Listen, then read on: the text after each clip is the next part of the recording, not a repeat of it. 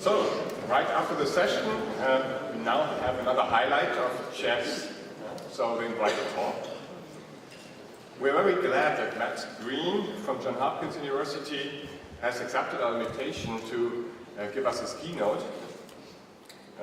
Many of you, I guess, know already Matt from his popular blog on cryptographic engineering, and where he gives us some recent updates and very inspiring thoughts on all the different aspects of security and cryptography, in addition to some nice pictures of his DEX house. So, but of course, I definitely should not forget to introduce Matt as a professor from Johns Hopkins University, which, as I just mentioned, focuses on cryptographic engineering and privacy-preserving protocols. Before Hopkins, he ran also a computer security company that evaluated software by many companies. And he worked with journalists covering also the Snowden documents, and all these experiences he agreed to share with us now in this keynote. It is entitled Secure Protocols in its Hostile World. And we are very curious to see how hostile our world is and how the CHES community can maybe help to improve this situation. So Matt, the stage is yours. Okay, thank you. Please let me know if you can't hear me. I'll do my best to keep my voice up. So I again, as Tim introduced me, I work on cryptographic engineering. For the last several years, I have managed to straddle the world of industry and research, both working in a company that actually looked at a number of products, some terrible products, some wonderful products, all built by actual companies and sold to actual people. I've also worked with a number of protocols and systems that don't exist yet, and I've spent a lot of time working on kind of high-level protocols. What I don't really do very well, unfortunately, is hardware and embedded systems. So actually I've learned a lot just by reading the program of CHES. My major experience with hardware is to destroy hardware. Pretty much everything I touch breaks down. But hopefully, maybe after being here, I'll get a little bit of that curse removed. What I want to talk about, though, is something that I think affects all of us. Regardless of what type of cryptography you focus on, I think you're all going to be affected to some extent by the issues that we talk about in this talk. So what I want to really introduce is why am I giving this talk in the first place? So I focus on cryptographic engineering, but typically when I talk to people who are lay people, obviously not you, I run into this notion that the real problems that we have in the world to solve today are all software security problems. They're not crypto problems because, as everybody loves to say, cryptography is a solved problem. That's not where the interesting breaches are going to happen. It's the strongest link in the chain, and people concentrate too much on the cryptography of the system, which is the equivalent, again, of strengthening the strongest link in the chain. But this is absolutely not the case, as we probably all know. These people are wrong. In fact, we're just as bad, and by we I mean the grand we are just as bad at deploying strong cryptography as we are at deploying any other type of security system. I hope to convince you of that at least over the course of this talk. When we talk about the problems that we've solved, typically what we are talking about is cryptographic algorithms. We're relatively good at those.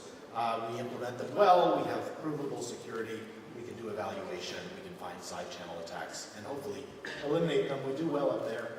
We do less well at designing protocols, although we have at least tools to find problems there in research. We're very bad, lousy at implementing these systems in real products. Things like library API design, these are really disasters. And then finally, we put our tools in the hands of users who immediately turn off all the best features, and we end up with things that don't work at all. So this is kind of the world we live in. I've actually added these stick figures just to give you an idea of how terrible it is as they fall, but hopefully this will illustrate which way we're going. Okay, so the truth is, one of the things I'd like to, at least in terms of the way people really deploy systems, I would like to claim that maybe we haven't even solved algorithms, because at the end of the day, when you look at what's being put out in the world, even there, we're doing things wrong. Okay, so why does all of this matter to you? Why should this matter to anyone in general? Well, the reason is that we don't live in the 1990s anymore. In the 1990s, computer security and crypto were interesting research areas, and yes, there were some people on the internet, and things were getting occasionally attacked, but it didn't matter. Nowadays, it matters a lot, partly was probably the first vulnerability that involved a crypto library that made the front pages of newspapers like the New York Times, at least here in the US. But there have been many of these attacks, and they're getting both more interesting in terms of the amount of data and money being lost, but kind of more interesting in the fact that people are starting to pay attention, people who are not security researchers. So you can look at the reaction to the Freak attack earlier, this one example, and there have been a number of these things, Superfish and so on. So these things are starting to matter. But there's another reason that this matters, I think, to all of us. And I think that reason is embodied in this slide, which is one of these slides that came out in September of 2013 as part of the Snowden leaks. This is a slide by the British spy agency, GCHQ. It's got the best title of any Snowden slide ever. It begins with response to improving security, as though this is a bad thing. And it goes on and it talks about a decade-long effort by GCHQ and NSA to essentially break modern encryption, the encryption we use on the web, not some advanced, unproven encryption, but this is the stuff that we're actually using. It really talks about some very scary stuff. It talks about vast cryptanalytic capabilities now coming online.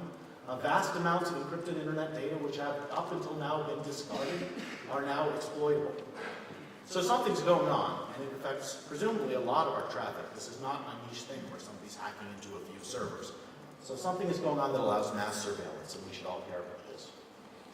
Now, the people at this conference, this is a fragment of the accepted papers list for CHES, certainly know a lot about building secure systems. I think these talks have kind of illustrated that. But the problem is we're very good at building secure systems that are new. We're very bad at deploying them. So the focus of this talk is going to be, around, we know how to build strong crypto systems. Our research focuses on this. But we continue to deploy weak systems, both in the standards that are being developed by the IETF and others, and we're stuck with them, and why is that? What is the reason for that? So the case studies I'm going to use are SSL and TLS and the IPsec protocol, which unfortunately we all have to live with. So I'm going to talk about a few recent results that we have regarding those. Okay, so I'm going to start just by giving an overview of the SSL-TLS protocol.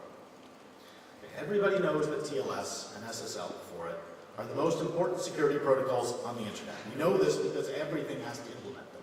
In fact, a lot of our work, I presume your work, is figuring out how to get algorithms implemented efficiently and without side channels on hardware. So this allows secure connections between clients and servers. The current version is 1.2, although version 1.3 is coming out extremely soon. And we use SSL-TLS for almost everything. We use it for VPNs as well as web browsing, email, and so on. Here's a quick history of SSL-TLS on the internet. It was born in about 1994 in version 1 at Netscape Communications. It was never released. It became public about a year later. SSL version 3 came out in 1996, and eventually in 1998 it switched to TLS. This is the version that's still very widely deployed. And now it's 2008, and we are at TLS 1.2. Now I've included this picture of Will Smith over here, because for those of us who grew up during the 1990s, these dates don't seem like they were that long ago. But if you look at Will Smith, you can see a lot of things have changed. In fact, our approach to building cryptographic protocols has also changed a lot since that time as well. In fact, if you look at TLS and SSL before it, you see a lot of things that are not strictly kosher. So what I'm going to show you is just a few of those, just in a very brief overview. Okay. So how secure is TLS? Well, there are a lot of active attacks and implementation vulnerabilities. Here's a short list, and we basically get a new one every 2 or 3 months. So expect another one by maybe December of this year. The good news about most of these vulnerabilities that I've listed up here is that they mostly don't affect you on a day-to-day basis. Heartbleed was very bad, but it was an implementation vulnerability. Somebody had to actively attack you, and it's been fixed. But the more cryptographic vulnerabilities that are not just software flaws really do require a lot of active exploitation. Somebody has to come after you, mostly. So these are at least active attacks for the most part. But not all of the attacks going on are active attacks. What I'm showing you here is another fragment of a Snowden slide. This one shows, as you can see by the title, exploitation of common internet technologies. It shows a box called Turmoil. What we know about Turmoil, this is a slide I believe that came out in a Spiegel document a year ago or so. What we know about Turmoil is it's a passive device. It sits on the internet, records huge amounts of traffic going by, and somehow decrypt a fairly substantial percentage of it without actively exploiting anything. How is that possible? So clearly there's something we don't understand. There's a disconnect between what cryptographers think we're building and what's actually happening. So something is missing. So it's not just these active attacks that are harming us. Okay, so what's wrong with TLS? Well, let's make a long list. So Eric Rescorla, who is the current chair of the TLS working group, refers to much of the crypto that's used in TLS as prehistoric cryptography. Some examples of this include the fact that most TLS connections use CBC with MAC then encrypt. They use IVs wrong. RSA PKCS number 1 v1.5 is still the current pattern scheme used in TLS. People still use RC4. There's problems with Diffie-Hellman and so on. So there are many, many problems. I'm just going to cover the highlights. Okay, so by the way, I should mention that many of these flaws were actually known by people like you, by researchers, at the time they were entombed into the standard. But somehow we failed to communicate with the people at the IETF who were making these standards, and as a result, we got standards that were broken. Okay, so let's talk about the basic ones. So clearly TLS is doing things wrong. It's using MACs. It's doing MAC, and then it's padding, and then it's encrypting, and this enables attacks like attacks like Lucky 13, where basically you can have padding oracle attacks against TLS connections. So TLS has gone through several generations of trying to fix this. The first generation said, well, padding oracle attacks are a problem because SSL servers are saying there's a padding error. So let's get rid of the padding errors. But that didn't work. There were actually timing attacks. One of them was Lucky 13. So then, unfortunately, people tried to implement constant time decryption. And as you know, that worked out very badly. We got more timing attacks, this time more sophisticated, that were enough to basically complete full decryption of sessions, with a lot of sessions, with a lot of communications. Another example of a problem in TLS was Beast. Of course, Beast was a bug that's in TLS 1.0. It deals with the fact that the CBC encryption doesn't use a proper initialization vector. We essentially use the last block of the previous record as the IV for the next record. This attack was actually known since 2002. This is my favorite attack, simply because I know the person who was the advisor to the student who found this. So the attack was found by Bard in 2005, and he spoke to his advisor at the time, and his advisor said, that's kind of neat, but why don't you focus on more publishable results? And he was right. In a sense, this was not a terribly publishable result, but it turns out that years later, I think it was 2011 or 2012, another group of researchers actually implemented the attack, showed that it worked, and were actually able to make huge waves in the implementation and engineering community, and actually caused a lot of people to panic, because although this had been published as an academic paper, there was no communication to that community that this was a problem, so they were taken by surprise nearly 5 or 6 years later. Okay, so this is a problem too. We have a communication issue.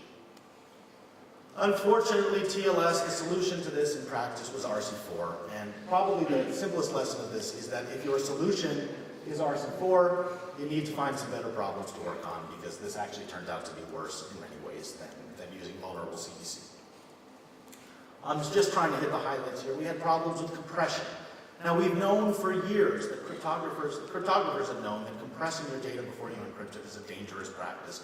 But we didn't do much about it. It turns out that these types of compression that are used in TLS are particularly vulnerable because you can actually implement very fast decryption attacks if you control part of the plain text. So we can sort of blame ourselves for not noticing that this was actually being used in normal TLS connections, and for pretending that the community would fix it, even though we knew it was a problem. So we probably need a better model. We need to think about how we can reason about systems that use compression, because they're not going to go away.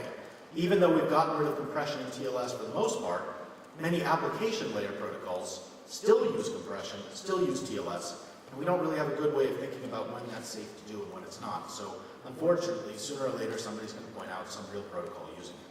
So could we find a better way to analyze those protocols?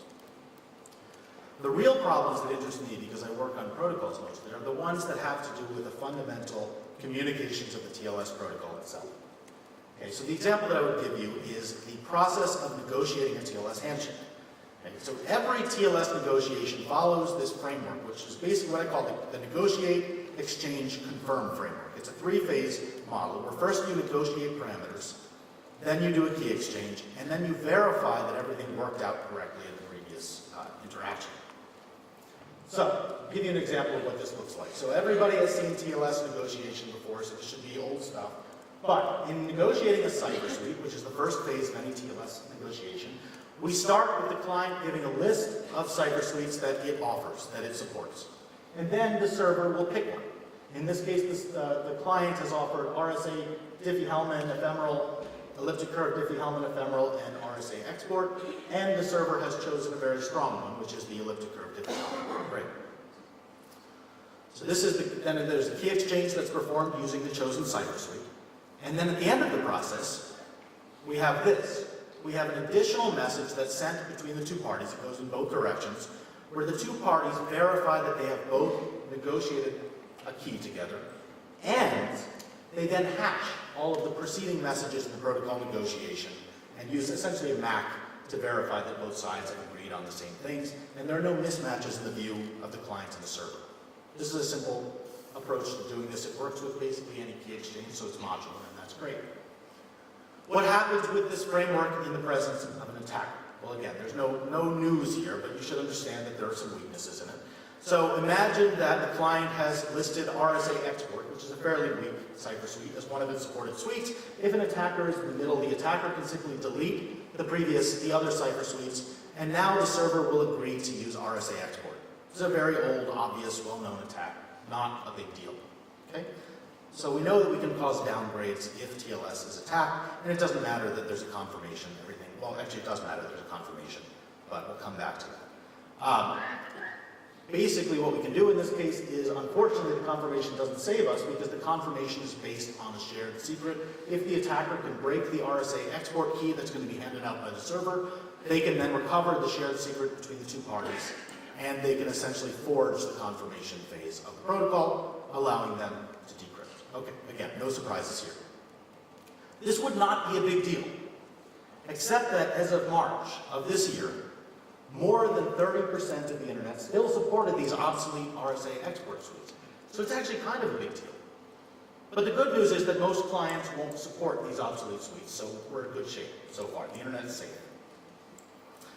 Okay, unless you're wget or you're using curl, both of which support export suites by default. So maybe we're not so safe, but most of the time we're safe. So the question then is it sufficient to live in this world where we have strong clients and 30% of the internet is essentially broken and supporting weak cipher suites? Is that good enough? Well, it turns out that maybe it's not. There are two reasons for this. Let's imagine that we look at this in terms of the theorem that we're trying to prove about TLS. So let's have A be a set of key agreement protocols, cipher suites, that are supported by a client. Let's have B be the set of key agreement protocols that are supported by the server. What we want to say, in order for this approach to be secure, is that as long as every single key agreement protocol in the intersection of those two sets is a secure key agreement protocol, then the TLS handshake is secure. That's the theorem we want. Is that the theorem we get with modern TLS? It's not totally certain. Let's go forward and see. Let's see what the academic researchers have to say about it. So there have been a number of papers recently about TLS. Going back to Crypto 2012, there was a great paper by Jaeger et al. And what they proved was that TLS DHE is secure in a very nice standard model proof. They had introduced new definitions and so on. In Crypto 2013, there was another model that showed the RSA cipher suite by itself is secure. In 2014, there was an automated analysis of the entire protocol that proved various things under a very complicated new security model. Now, how many of these models proved something about negotiation? Anyone guess? Anyone seen these papers? They're excellent papers. I'm not criticizing any of these papers. But let's look at the first two. Explicitly, in fact, right in the introduction of those papers, they say, we do not model cipher suite negotiation or renegotiation. So to one extent, at least in these two papers, we don't have much to say. There may be vulnerabilities in that process. We know that the cipher suites themselves are okay, but not the negotiation.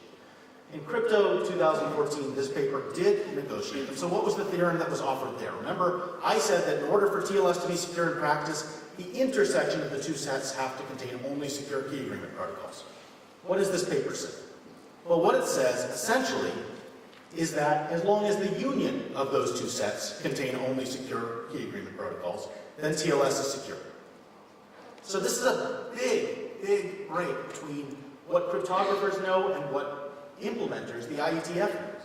What we're doing is these people are assuming one property and we're giving them another, we're proving another.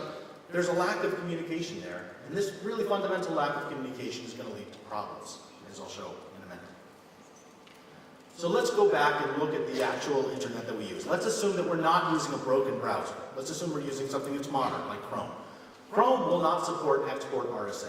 It will say, I support RSA, Diffie-Hellman, elliptic curve, Diffie-Hellman, and none of the broken cipher suites. In this case, the server, let's just say that it supports a variety of things, including an obsolete cipher suite like export RSA. Well, what happens in the real world is that, unfortunately, as of earlier this year, for most browsers, most TLS implementations, you could literally, as a man-in-the-middle attacker, wipe out everything that the client is asking for and just add RSA export as an option. And the server, if it supported RSA export, would be fine with that. And it would send down a 512-bit RSA export grade key, which the attacker could factor, and then the attacker could break the connection up to a point. Now, turns out that this was due to a flaw in almost every SSL TLS implementation. The flaw was pretty simple. It turns out that even though the client asked for a standard RSA cipher suite, it would accept export RSA keys due to kind of a bug in the way that people thought about TLS. Now what's really interesting about this is that even though the TLS protocol says you shouldn't do this, this exact same bug was present in 3 independent TLS implementations, which makes you wonder whether the TLS standard is the real TLS protocol, or whether these implementations are the real protocol. If everybody's doing something wrong, then maybe they're not wrong. Maybe this is the way that people should be doing it. So it turns out that this bug was ubiquitous, but it was a bug in the implementation, so we can fix that. So that's not the end of the world. So we go out and we patch OpenSSL, we patch Apple's Secure Transport, we patch the S-channel library that Microsoft uses, and all of those are now fixed, at least if you have a recently updated machine, so that if they see an RSA export message come down after they have not requested RSA export, they will barf. They will say, sorry, I will not complete this connection, which wipes out that attack. This, by the way, was called the Greek attack. I don't know if I listed this. It came out earlier this year. The amusing thing about this attack was it was so ubiquitous that the NSA itself, which had advocated for the use of these export cipher suites 10 years ago, was actually vulnerable to it. So, everything is good. We have solved the problem. You don't see any more problems here. Well, it turns out that because of the design of TLS, there are some additional issues. Okay, so I'm going to give a different example. Let's say that we have, again, a client that only supports reasonably strong cipher suites. And at the same time, we have a server that supports, in this case, the export variant of Diffie-Hellman ephemeral key root. Well, here what we can do is we can have a client, the man-in-the-middle attacker, wipe out whatever the client asked for, and replace that with DHE export. Now, there's no bug in any OpenSSL or S-channel implementation that I know of that causes the client to accept this resulting handshake, or at least there's no flaw that's not already in the program. But let's imagine that the attacker does this, tries to force the client to use DHE export. What's going to happen in the protocol? To see the answer to that, we have to go back to the RFC for TLS and we look.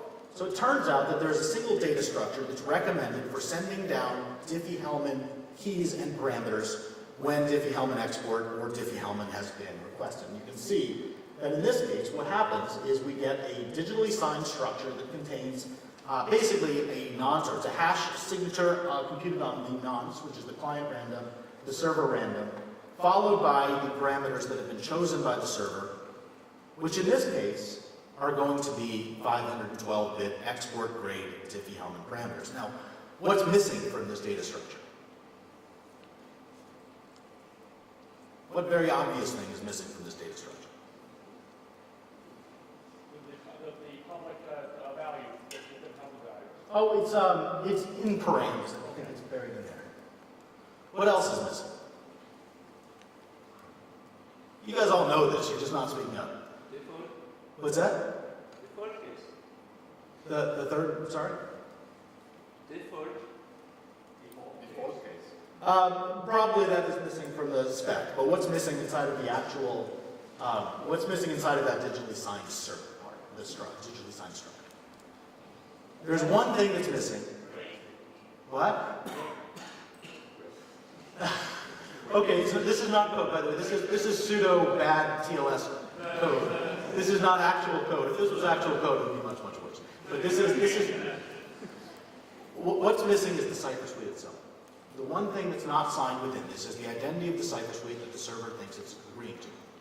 So, it turns out that when a server agrees to negotiate an RSA export cipher suite, sorry, a DHE export cipher suite versus standard DHE, the only difference in the data that comes back is the size of the modulus P. And of course, the public value, the public Diffie-Hellman value is different too, but it's not different in any obvious way that wouldn't be obvious from looking at the size.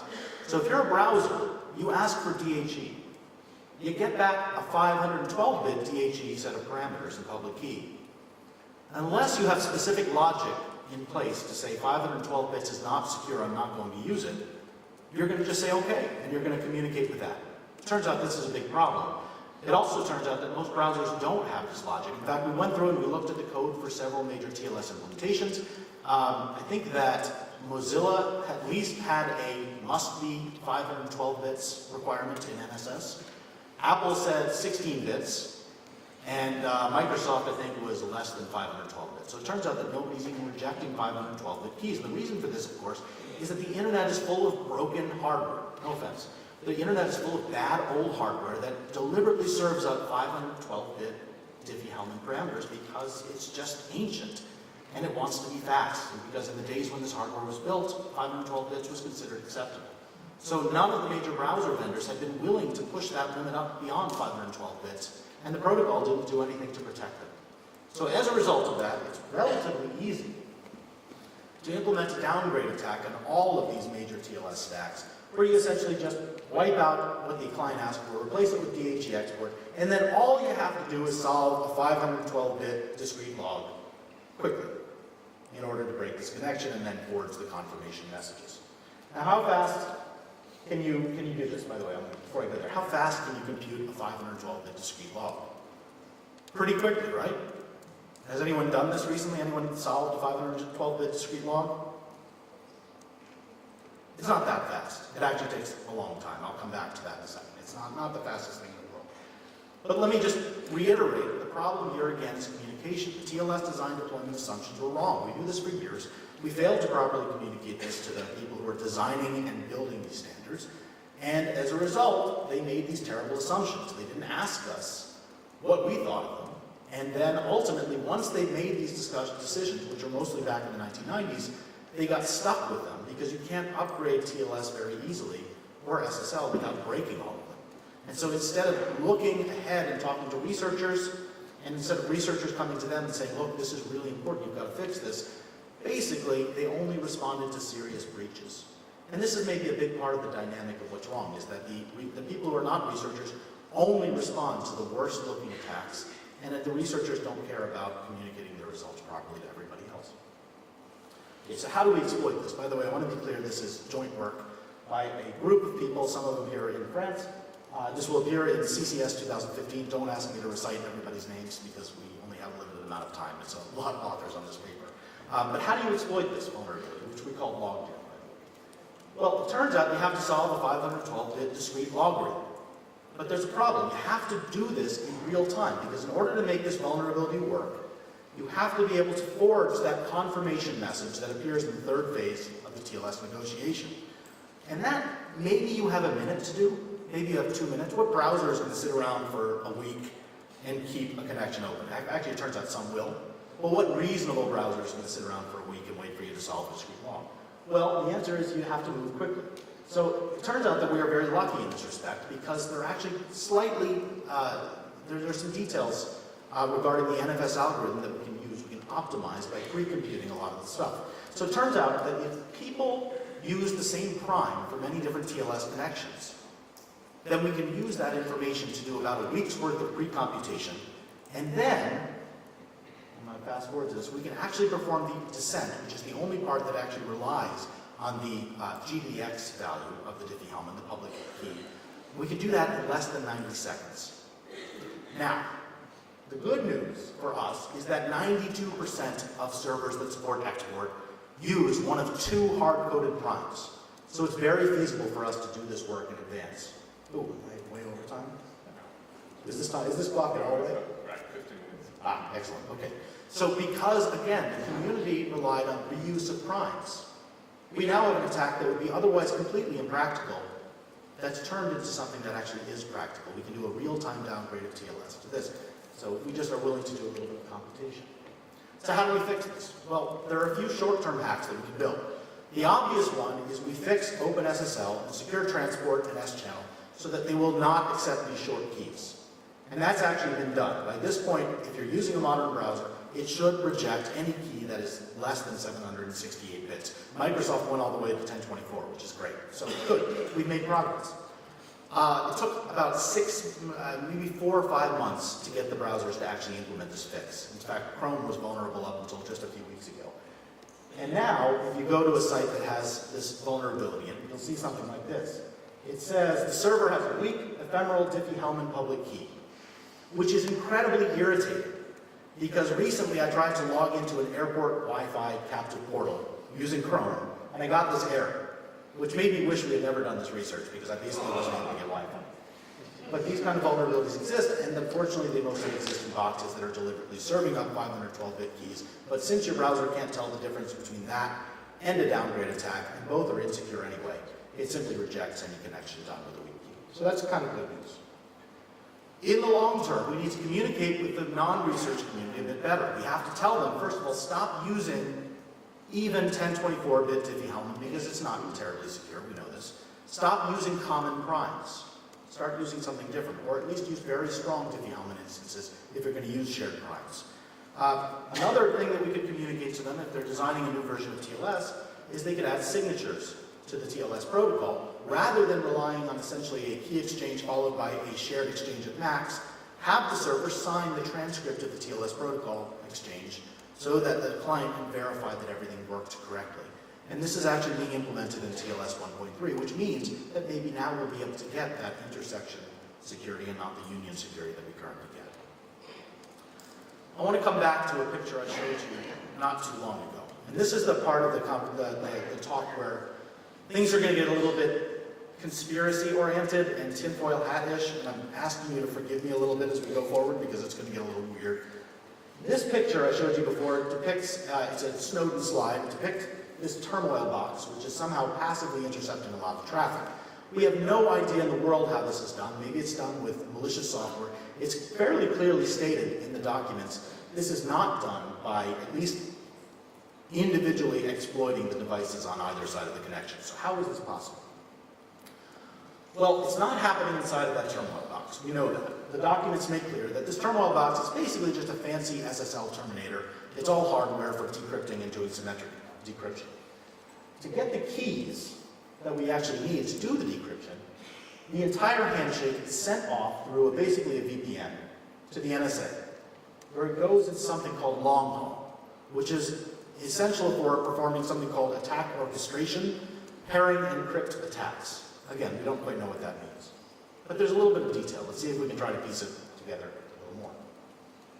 Okay, so let's think about what long haul does. Long haul is it provides the extended NSA enterprise with an end-to-end attack orchestration and key recovery service for data network cipher and data network session cipher traffic.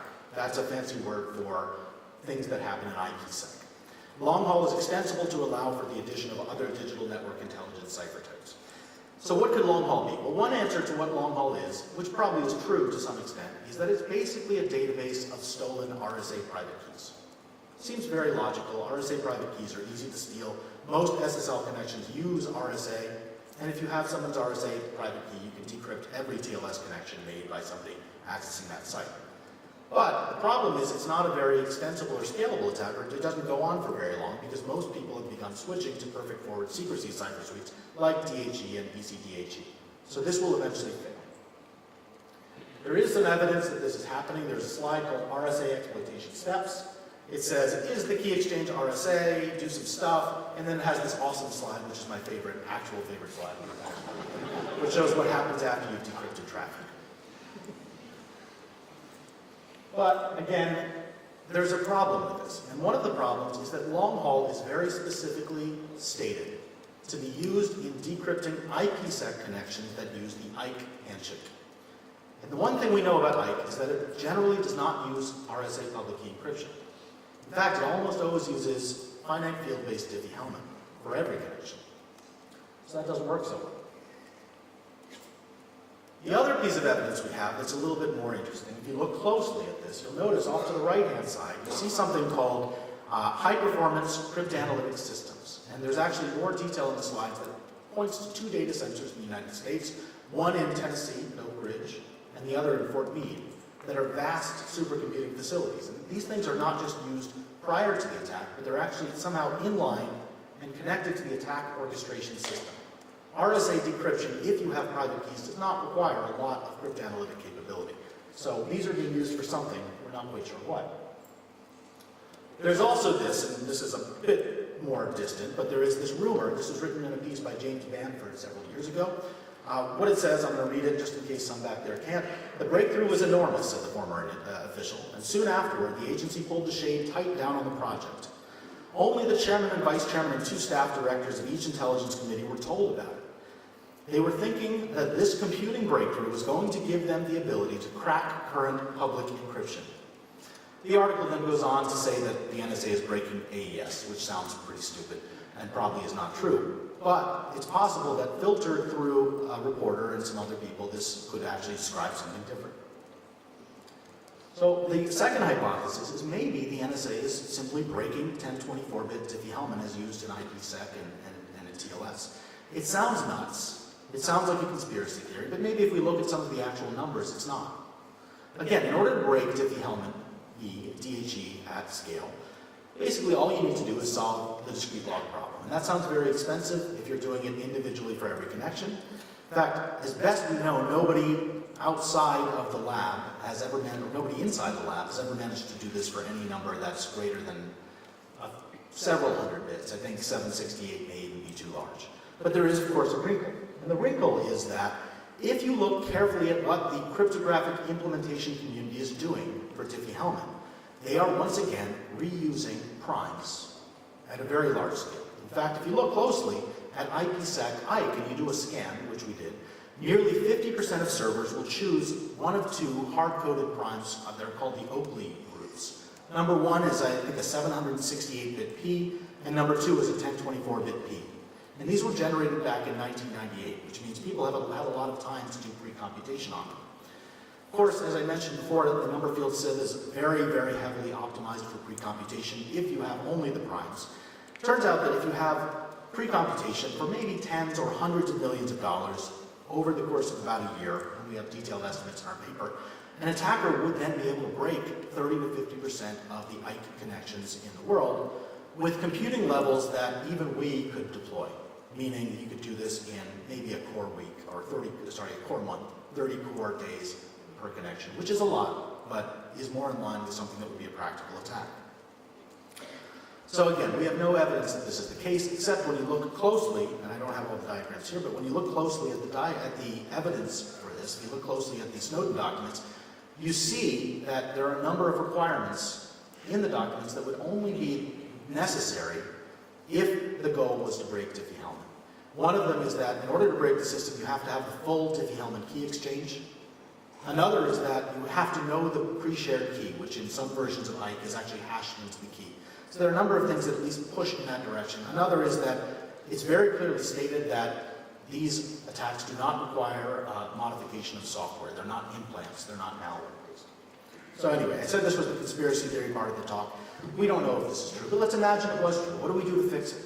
Well, the simplest thing we can do is we can eliminate 1024-bit Diffie-Hellman from the internet. The problem is this is very hard to do in TLS because a lot of machines and embedded systems crash the minute you try to feed them longer parameter lengths. We actually need to change the protocol because there is no negotiation for TLS parameter lengths. You say, I want to use DHE, and you get what the server gives you. And at that point, you can reject it and try a different cipher suite, but you can't ask for bigger keys. So there are new extensions being proposed to Diffie-Hellman, to TLS, that will try to deal with this. Another thing we can do is we can just eliminate DHE and start using ECDHE, which would at least get us to elliptic curves. Unfortunately, the likely prospect, if we did that, would be that a lot of clients would then downgrade to RSA which doesn't seem like a very good trade-off. Another thing that might be much more effective is we could try to train people not to use common primes, or at least short common primes. If you must use 1024-bit Diffie-Hellman to support older devices, at least generate a new prime on a very regular basis. But why aren't we doing any of this? Well, the reason we're not doing any of this is because when you look at the internet today, you find that huge chunks of the internet simply aren't updatable.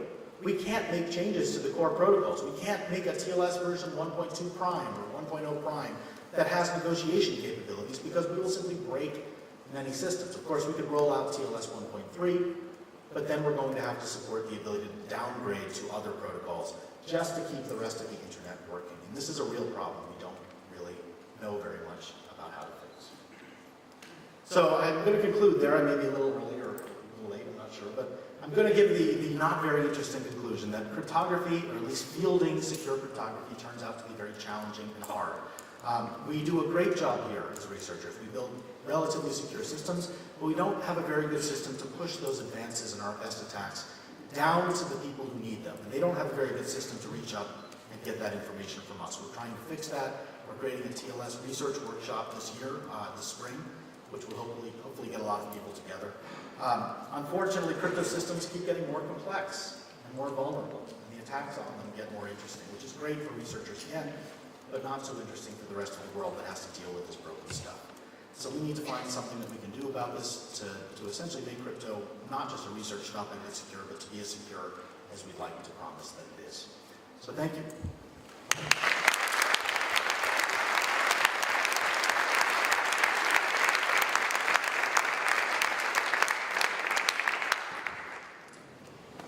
Thanks, Matt, for the excellent talk. Are there any questions?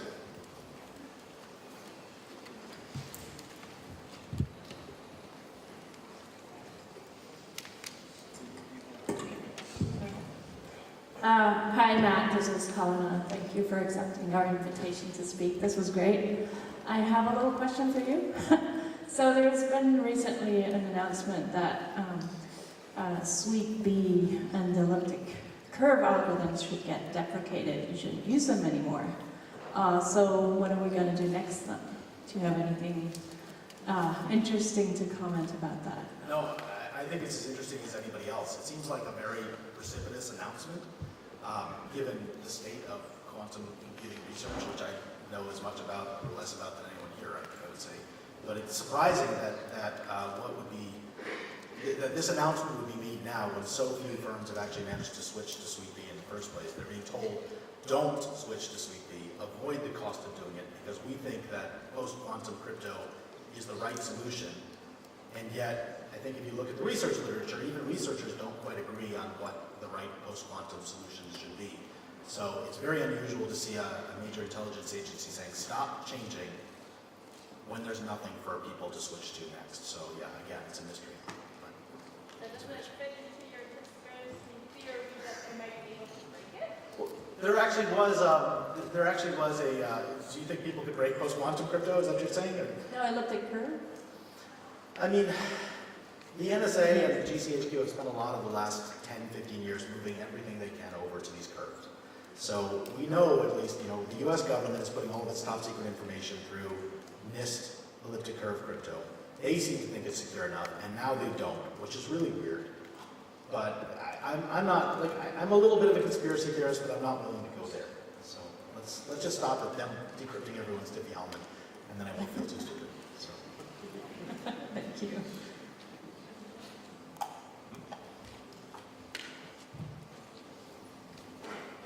Thank you. The presentation was great. Thank you. Very interesting.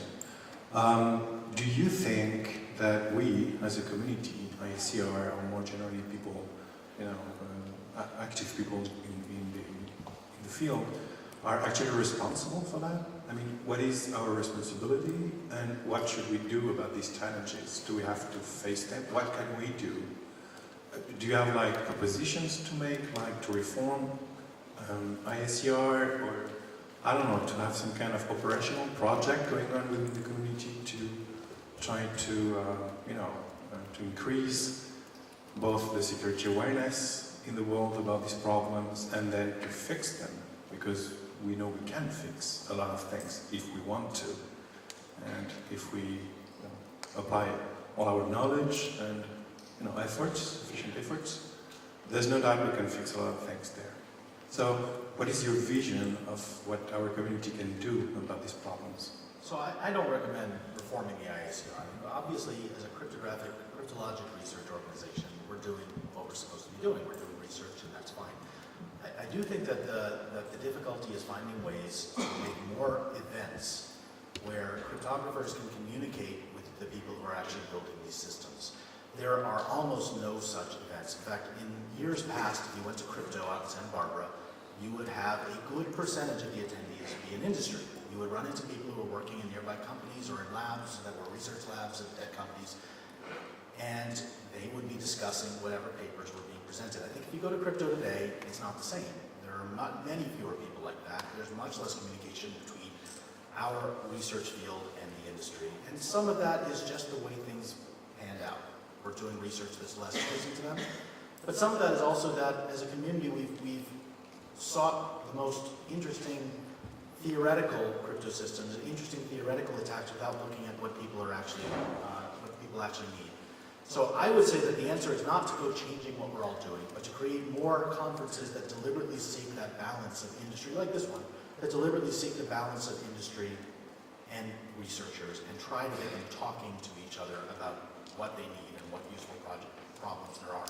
It's a hard thing to do. It will take years to make that happen, but I think the existence of something like real-world crypto and some of these new workshops is at least a start because it's deliberately seeking to pull in people who are actually building these systems. I have another question related to standards, because everything actually comes from the standards, right? What is your explanation as to why some of the standards are completely insufficient?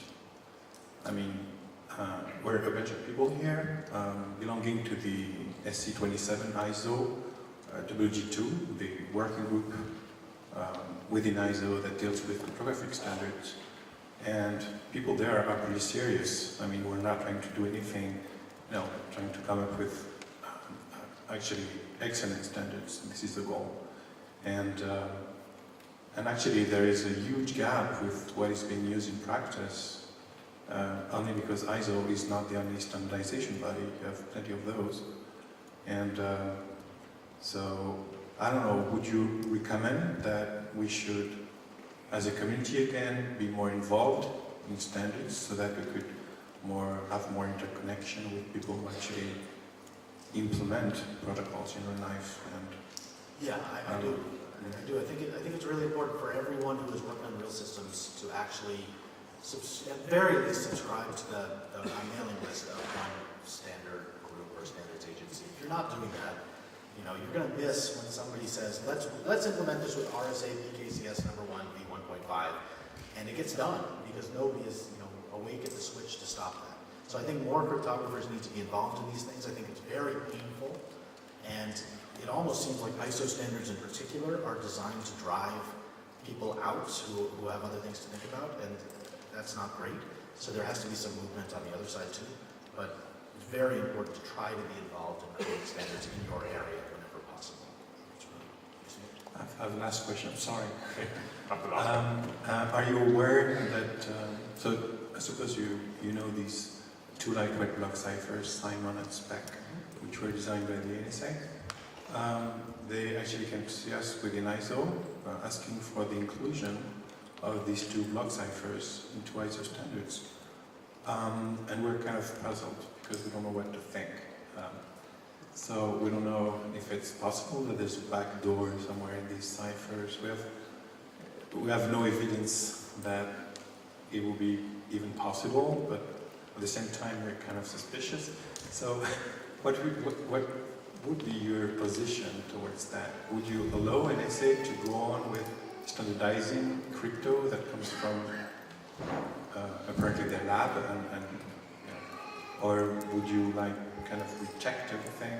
I don't know the answer to that because of course NSA does. I mean, they have fantastic people doing very important defensive crypto work. This is what a lot of their work is. And same with GCHQ. The problem is, like that slide I showed you in the very beginning, it's very difficult to know.